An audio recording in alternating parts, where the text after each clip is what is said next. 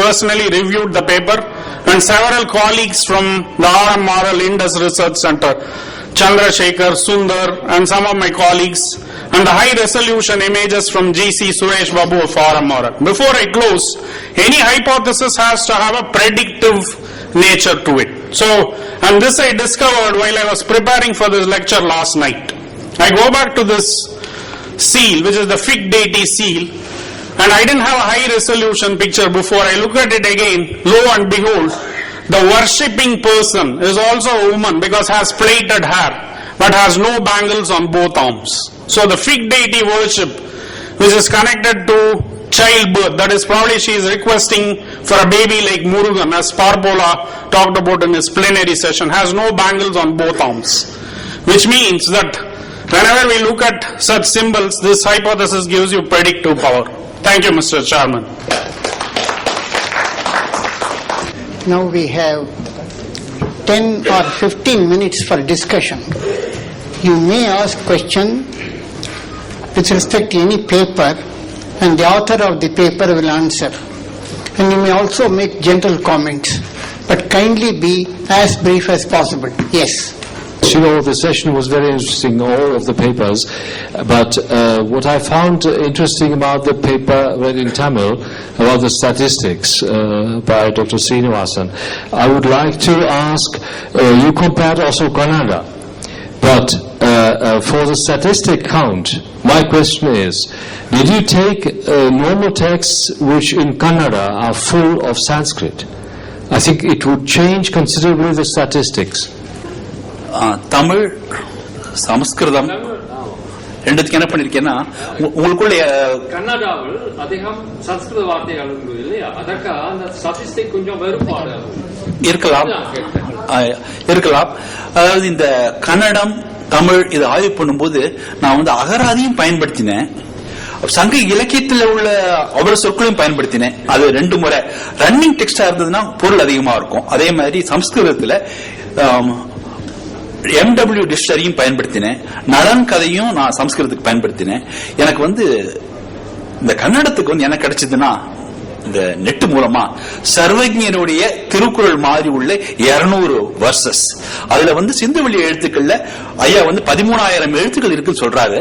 அதே மாதிரி இந்த சர்வஜர்லயும் அந்த 15,000 எழுத்துக்கள் இருந்தது. ஆகையினால இது ஒப்பிடுவதற்கு அது ஏற்றதுன்னு எனக்கு கன்னட மொழி புலமை இல்லை, ஆனால் அதை படிப்பதற்கும் கையாள்வதற்கும் உள்ள ஒரு திறமை மட்டும் வளர்த்துக் கொண்டேன். இந்த கன்னடம் கூட ஒரு 6 மாதத்துக்கு முன்னாடி தேவை என்ற அடிப்படையில் துணை எழுத்துக்கள் தேடுவதற்காக ஆய்வு செய்த முடியும். இதுல பல சொற்கள் கலந்திருக்கலாம். இந்த கொஸ்டின் டாக்டர் ஸ்ரீனிவாஸ்க்கு, என்னோட பேர் மனோஜ் அண்ணாதுரை. I think எல்லாரும் we agree that it is right to left. என்ன பேசிஸ்ல how do we substantiate that statement? வலம் இருந்து இடம்ங்கிறது நான் சொல்லணும் அவசியம் இல்லை, அறிஞர்கள் கண்டெடுத்த முடிவு. அது நேற்று கூட அந்த சொல்லும் போது எழுதி வரும்போது வளமா ஆரம்பிக்கிறீங்க, கடைசியில போய் இடம் இல்லாம கொஞ்சம் படிக்க தெரியாத போது 3000 முத்திரைகள் இருக்கு. அது பெரும்பாலானவைகள்ல எந்த வரிசைகள் இப்படி இருக்கு. தமிழ்ல கூட எழுத்து சில எழுத்துக்கள் 2 சுழினா துவக்கத்துல வராது நமக்கு தெரியும், கடைசியில வரும். இந்த மாதிரி எல்லாம் கூட கண்டுபிடிச்சு இதுல இன்னைக்கு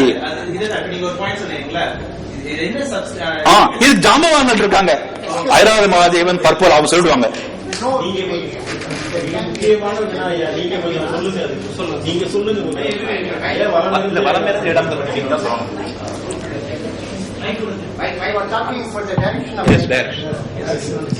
No, but I will keep my comments at the end. Yes, Dr. Mahalingam. பாலே கன்னடா அப்படி நூல் இருக்கு. பழைய கன்னடம் பியூர் தமிழ். அதே மாதிரி எழுத்துச்சன் ராமாயணம் தமிழ்ல படிக்கலாம். ஆகவே பழைய மலையாளமும் பழைய கன்னடமும் தமிழோடு ஒன்றி என்று என்னுடைய கருத்து.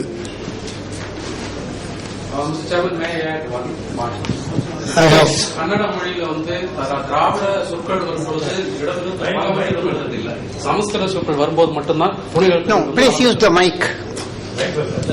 கன்னட மொழியில திராவிட சொற்கள் எழுதும்போது துணை எழுத்துக்கள் வந்து வலம் இருந்து இடமா வர்றதில்லை. சமஸ்கிருத சொற்கள் எழுதும் போதுதான் பலம் இருந்து இடமா வருது. Yes, Dr. I am Professor Nadras Pavati. My question is to Mr. Srinivasan. That you have told this writing system is a secondary vowel, Tunai vowel is secondary. It's not possible, I think, in other languages as far as Tamil is concerned, without a primary vowel you cannot have this secondary vowel. But you talked about only secondary vowels, Tunai vowel. Then what about the primary vowel? Is there any Sindhu? Another question is to Mr. நான் வந்து காட்டியிருக்கேனே, primary vowels வந்து தமிழ்ல வந்து ரொம்ப எளிமையாக ஒரு கோடு 2 கோடு அந்த மாதிரி. அதே சமயத்துல தமிழுக்குள்ள அந்த துணைக்கால் இருக்கு பார்த்தீங்கன்னா, கால் போடுவோமே, அந்த கால் வந்து அப்பர் ஸ்ட்ரோக்கா இருக்கும். அதாவது கோட்ஸ்லயே கொடுத்திருக்காரு அவரு. 2 வகையான ஒரே தோற்றமுள்ள எழுத்துக்கள் இருக்கு. அந்த ஒரு கோடு போடுறீங்க பாத்தீங்களா, அது உயரத்திலையும் போடுவீங்க, நடுவுலையும் போடுங்க. நடுவில் போட்டா அகரம், உயரத்துல போட்டா அந்த மெய் எழுத்துக்கு வேண்டிய புள்ளி, அந்த ரெட்ட கோடு. அது மாதிரி நான் வந்து கன்னடத்துக்கும் தமிழுக்கும் உள்ள தனித்த உயிர் எழுத்துக்களையும் கண்டுபிடித்து வச்சிருக்கிறேன். அதனுடைய பண்பு என்னன்னா, சொல் துவக்கத்துல தான் அதிகமா வரும், சொல் இடையில குறைவா வரும், கடைசியில வரைய வராது இல்லையா. அந்த பண்புகளும் இந்த 2 மொழிகள்லயும் இந்த சிந்து வழி எழுத்துக்கள்லயும் இருக்கு. இல்ல, நான் என்ன கேட்கறேன்னா, அப்பனா இது நீங்க பிரைமரி செக்ரட்டரி சொல்லாம வேற வவல் சொல்லாமான்னு கேட்டேன். 2 துணை எழுத்து சொல்றேன், உயிர் எழுத்துன்னு சொல்றேன்.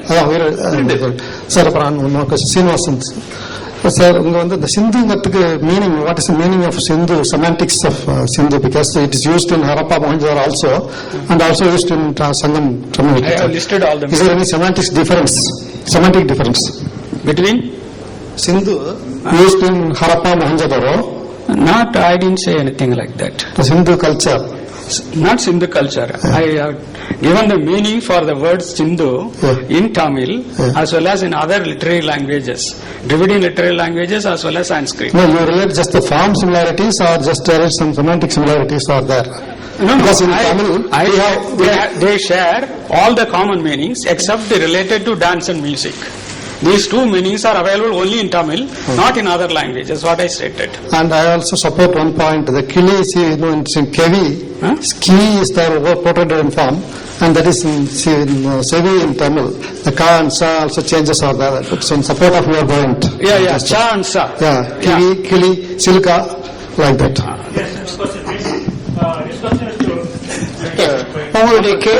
Yes, Mr. This question is to Mr. Sukumar Rajagopal. You have mentioned about bangles and the wearing of bangles. How about the removal of bangles and the importance of removal of bangles and breakage of bangles? I think widows are in the habit of breaking the bangles. How about the removal of bangles?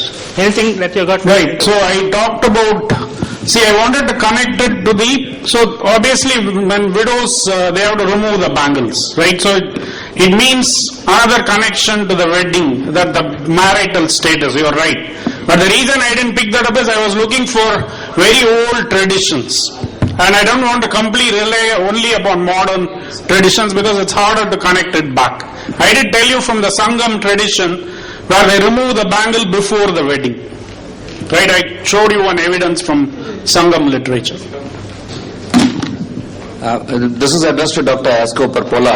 From an archaeologist's point of view, I would like to know why is there so much of importance being attached to the presence or absence of the horse and the ass, both in the Vedic civilization and in the Indus civilization, and what exactly are you trying to arrive at by finding out the various cognate words of Karudai and Gada and other various cognates in various languages? How does it link up with the archaeological point of view of the presence or absence of horse or a wild ass?